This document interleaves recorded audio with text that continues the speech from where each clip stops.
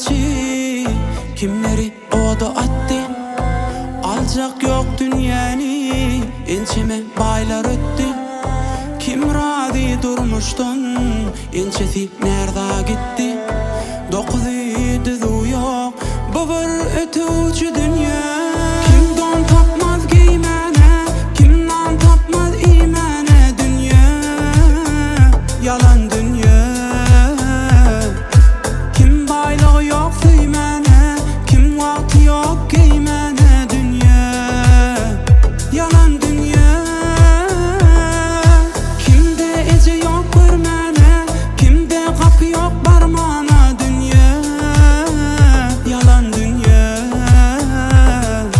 Kim var perden süymene, kim var kaka diymene dünya. Yalan dünya.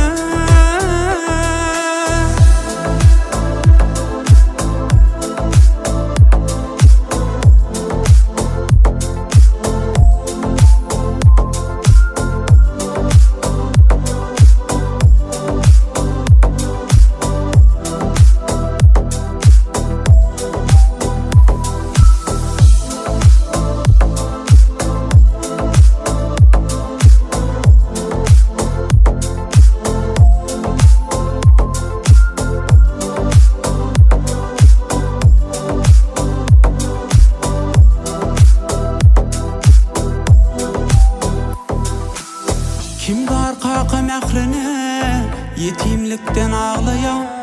Kim bidar ediyetinden, ciğer bağrını dağlayan. Kimler pulunun gücünü, naçar gıydılar ağlayan. Dokuzu düzü yok, bu bir ötücü dünya.